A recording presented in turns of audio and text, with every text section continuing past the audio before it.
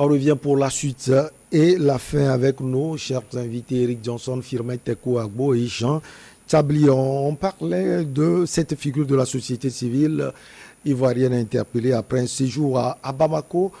La question, elle est déjà posée. Jean Tchabli, quelle serait selon vous la réaction de la junte militaire si un Malien de la société civile arrive à rencontrer le président Alassane Dramane Ouattara? Si vous permettez, Michel, pour ne pas perdre le fil, je voudrais répondre, répliquer à ce que Eric Johnson a dit tout à l'heure. Je ne dis pas que Puchéry n'est rien, mais moi je suis en train de parler politique au fait. C'est-à-dire, vous savez, quand il y a un pouvoir qui ne commence pas à durer et qui est un peu brutal, qui veut tout garder pour lui, c'est-à-dire, je parle du pouvoir d'Abidjan. C'est à ce niveau-là, je me dis, le pouvoir, il est animé d'une seule chose, la peur. On a peur de tout, en fait. Vous imaginez, on a peur de tout. Donc actuellement, le problème de Ouattara, c'est qu'il a peur de tout.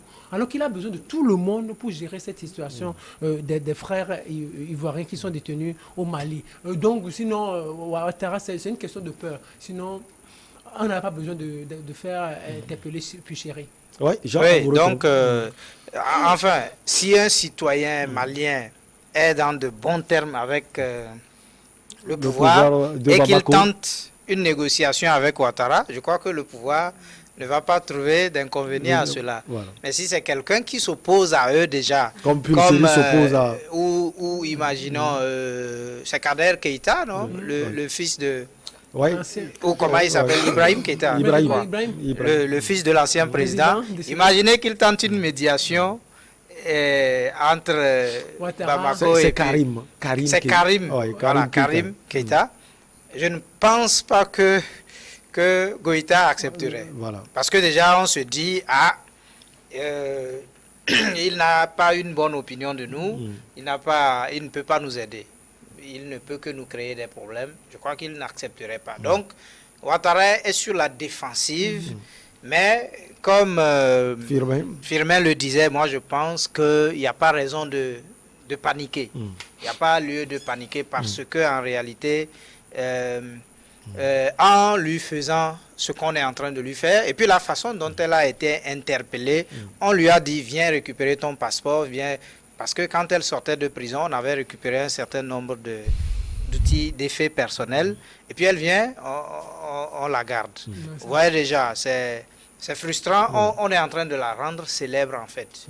Au lieu que si ça se passait tranquillement et on discutait avec elle, je crois que elle aurait même pu dire des choses que la junte lui a confiées et qui pourraient aider justement le pouvoir d'Abidjan. Une seconde, je vais être pour une fois en 2 secondes être d'accord avec Eric Johnson quand il parlait de femmes, de l'importance du rôle de la femme, surtout en politique, dans ce genre de situation. On se rappelle un peu comment Cecilia Sarkozy a fait libérer les 8 infirmières bulgares au temps de Kadhafi. À Tripoli. À Tripoli, Kadhafi avait promis cela, mais Sarkozy s'est dit, il faut que je mette une femme devant. Peut-être la femme elle est beaucoup plus respectée. Mais on sait après ce qui s'est passé, ce qui se serait passé avec la dame, entre Kadhafi et la dame. Donc avec la femme, on a pu obtenir beaucoup de choses. On sait que la dame d'Abidjan, la première dame, elle est un peu influente. Pourquoi Ouattara ne tenterait pas de la mettre dans la balance pour voir si elle aussi ne pourrait pas jouer un grand rôle pour la libération de Elle est française. En ce moment, les Maliens d'origine juive. Les Maliens ont eu un certain, comment je vais dire, une certaine phobie des Français. Des Français.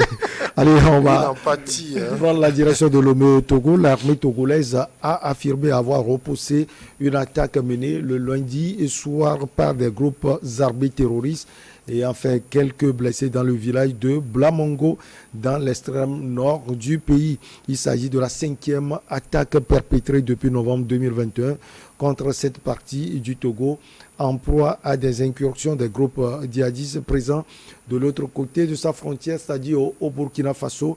Djatabli, vous revenez de la région, précisément de Dapaon. Alors la première question, l'ambiance là-bas, comment se passe la région depuis l'attaque numéro 1 justement contre cette partie du Togo?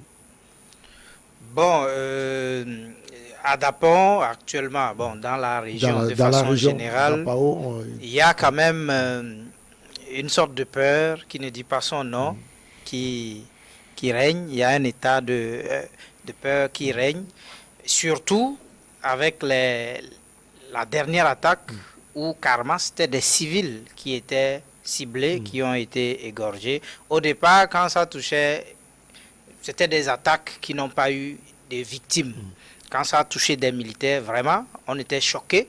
Mais tout à l'heure, on se disait que c'est une guerre entre les djihadistes ou les terroristes et l'armée. Oui. L'armée, c'est leur travail, c'est leur métier. Ils vont défendre s'il y a des victimes. C'est vrai, on pleure, mais bon, c'est leur travail.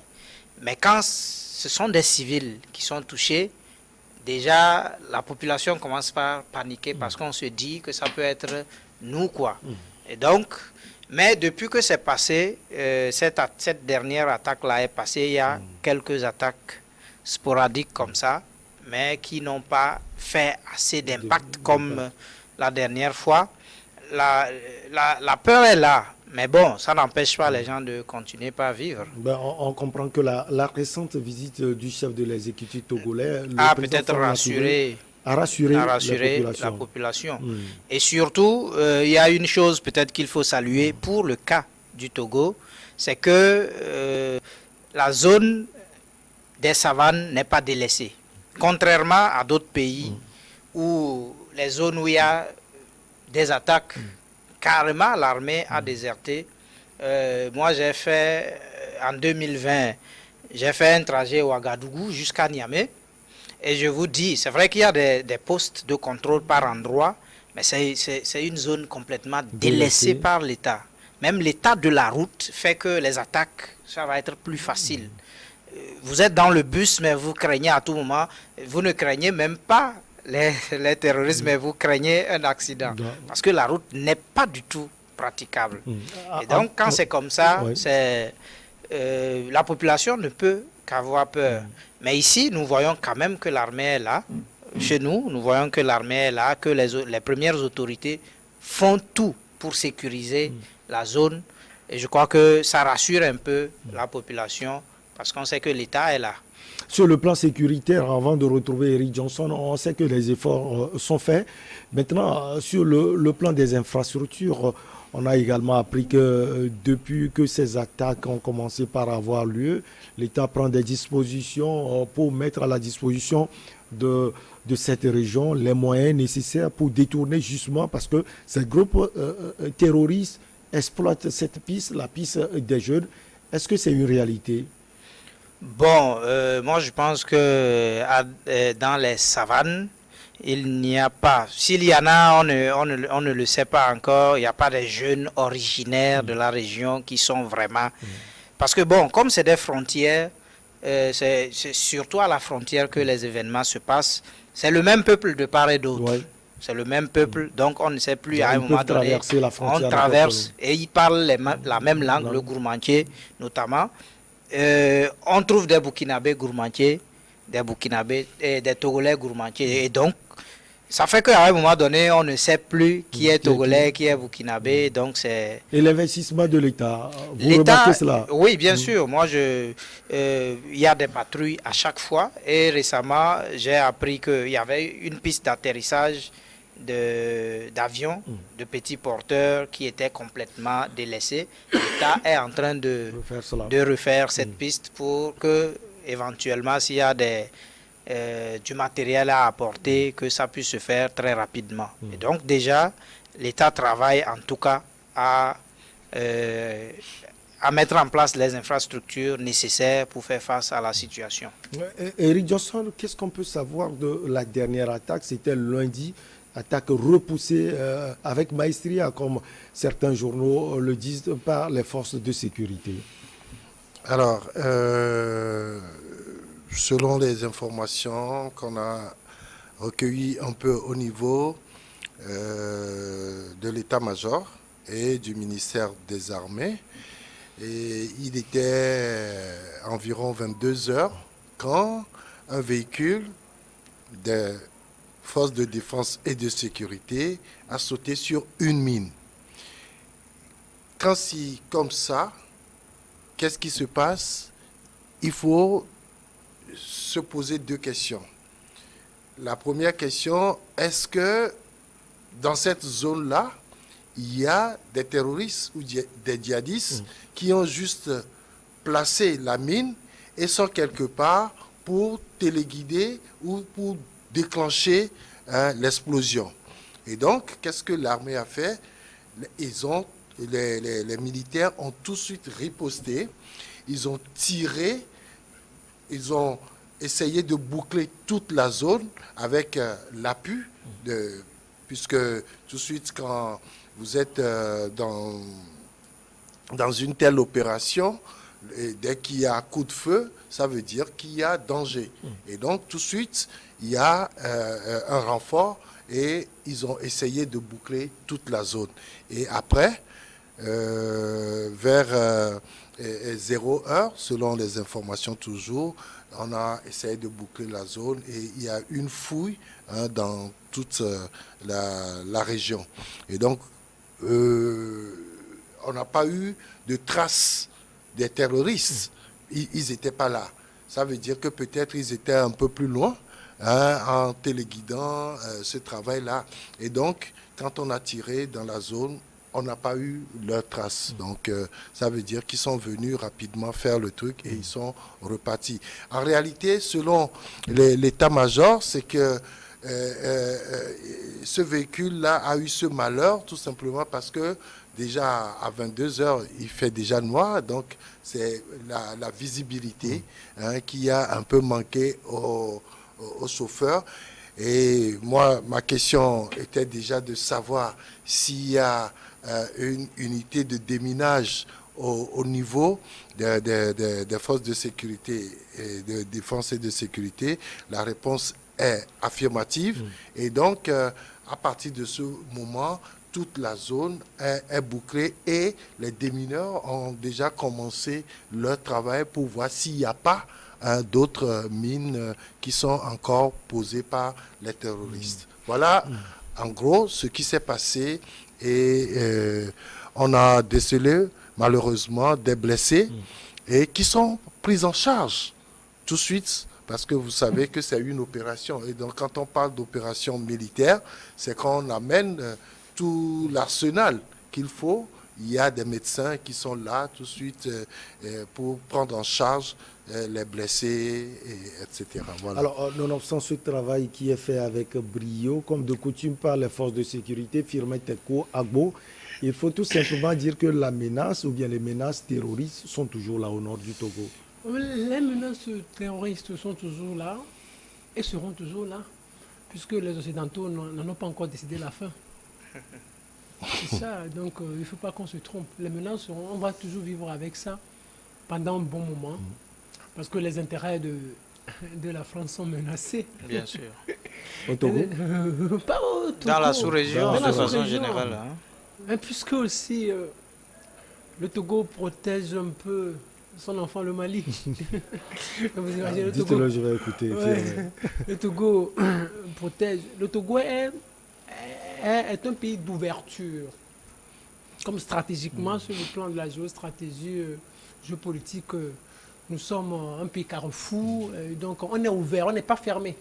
Donc c'est pour cela que nous, on n'aime pas trop les sanctions dures. Donc on est ouvert, on aime discuter. Et c'est pour ça que quand vous allez voir tous les pays d'Afrique presque, vous allez voir que le nombre de dialogues que nous avons organisés dépasse un peu celui que beaucoup ont organisé, alors que des gens connaissent des situations plus délicates. Et que nous, ça veut dire, nous aimons parler. Et c'est pour peut-être ça nous évite aussi un certain nombre de drames, de situations beaucoup plus dramatiques. Mais le fait que le Togo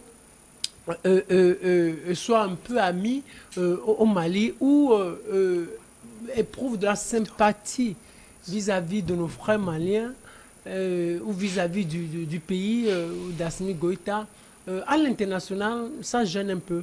À l'international, ça gêne un peu. Et l'autre drame, on le dit, on va toujours le répéter, la communauté internationale ne veut pas encore aider les Africains à lutter contre le terrorisme, ne veut pas encore aider les Africains à faire disparaître les attaques terroristes. Vous savez, en France, c'est-à-dire, vous ne pouvez plus être, on ne peut plus, ou vous ne pouvez pas être là, c'est-à-dire concocter des plans jusqu'à aller attaquer comme terroriste Non, on va déjouer. C'est-à-dire, soit vous pouvez agir en loup solitaire, une seule personne se lève et peut-être va égorger tout ça. Oui, ça peut une fois passer. Vous savez, à Nice aujourd'hui, à Nice, vous savez qu'il y avait eu une attaque à Nice. Ouais. Aujourd'hui, il y a des caméras partout. Surtout dans les villes qui ont été attaquées. Il y a des caméras partout. Aujourd'hui, les renseignements se sont multipliés en France. Donc c'est à la France de fournir des caméras. Non, c'est pas ça. Mais c'est pour dire Maliens, au Burkinabé, aux Nigériens, aux Togolais. Non, c'est pas ce que je dis. C'est-à-dire, au niveau de la communauté nationale, dans leur pays, là, en France par exemple, il y a des dispositifs qui sont mis en place pour lutter contre le terrorisme. Il y a tout. C'est-à-dire, on peut pas vous laisser jusqu'à commencer et arriver à bout de votre initiative terroriste. Ça ne peut pas. Alors, qui doit le faire au niveau de la sous-région ouest-africaine? Qui doit le faire? Qui doit le faire? Nous, le Togo fait déjà un travail excellent et c'est pour cela que je passe par cette occasion-là pour dire encore une fois bravo à nos forces de défense et de sécurité qui font toujours un travail brillant. Donc, nous sommes avec ces forces de défense et de sécurité, qu'elles sachent que nous sommes avec elles et que Dieu aussi est de notre côté, que cette bataille, nous allons la gagner. Maintenant, l'autre chose, puisque le terrorisme, c'est une question internationale, on a besoin de l'apport des uns et des autres sur le plan international. Mais le danger, c'est que la communauté internationale ne veut pas que cela prenne fin, puisque leurs intérêts sont menacés. Ce que notre ami Goïta est en train de faire, il menace un certain nombre d'intérêts. Et c'est pour ça que nous disons qu'il fasse un effort pour que les choses puissent bien se passer et qu'il puisse rendre le pouvoir au civil. Et là, on aurait peut-être moins de problèmes. Alors, Jean Tabli, à votre niveau là-bas, dans la région, est-ce que les initiatives personnelles sont prises par les populations, à part le travail un peu plus acharné des forces de sécurité? Oui, sur les radios locales, il y a des émissions qui se font.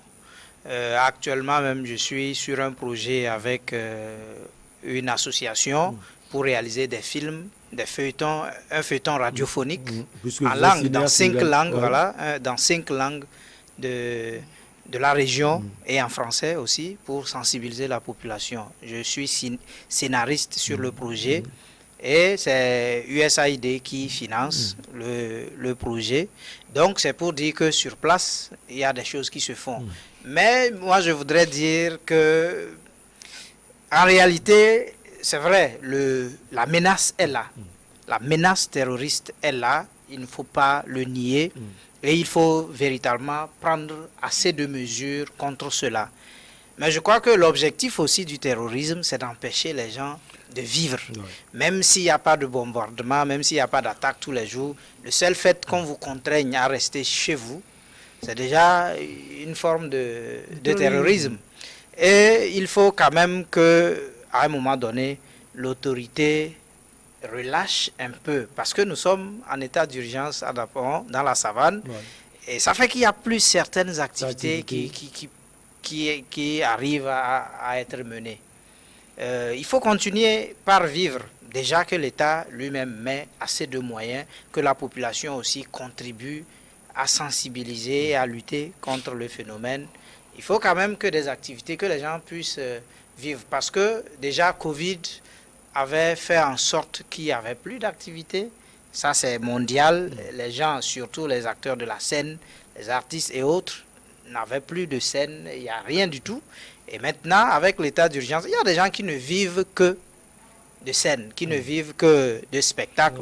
Par exemple, un DJ, quand il ne peut plus aller animer un maquis, alors qu'il n'y a plus ça de l'état d'urgence, vous comprenez qu'il ne peut plus vivre. On peut peut-être circonscrire les moments et peut-être certains lieux stratégiques.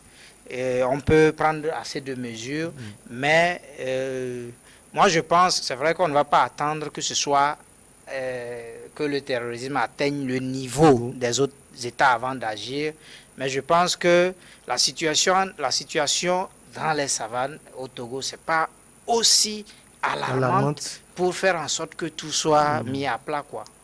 Parce que nous, on a annulé beaucoup d'activités comme ça à cause de la situation. Alors, Eric Johnson, est-il possible de gagner cette guerre contre les terroristes? Alors, vous savez, il y a l'État togolais qui prend des initiatives. Je veux parler de l'exécutif.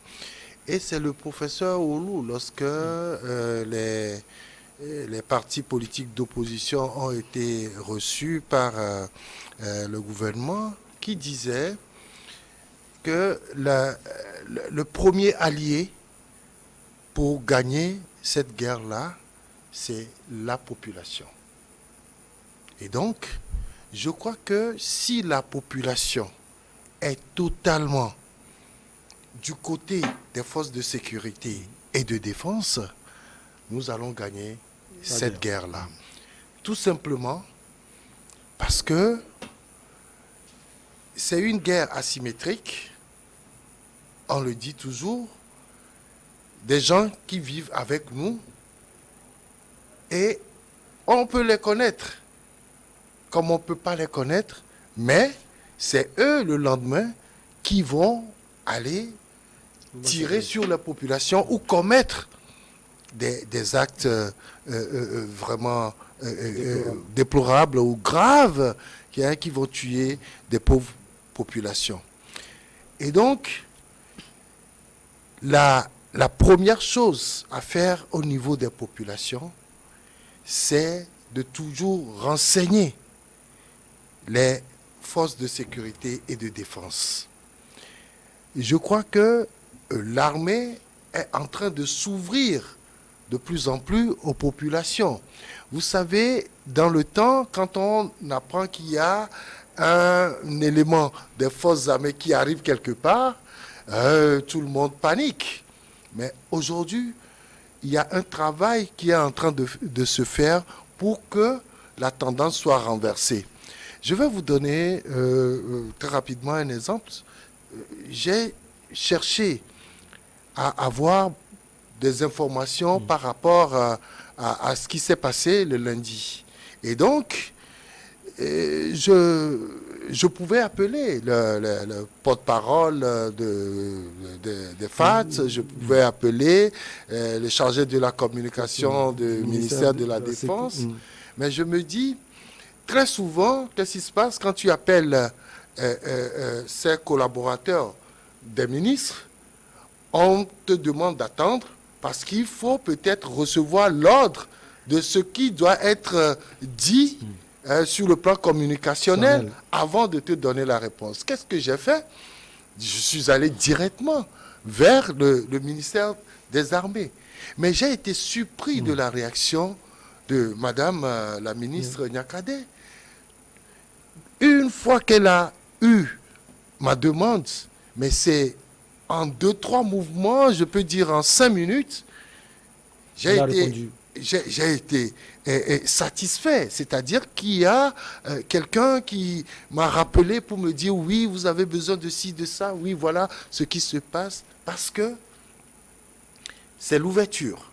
Et donc, moi, je pense que pour gagner cette guerre-là, il faut que les populations soient présentes. Le frère disait tout à l'heure que les activités sont bloquées. C'est évident. Mais parce que, vous savez, ces gens-là, ils sont parmi nous. Ils savent ce que nous faisons.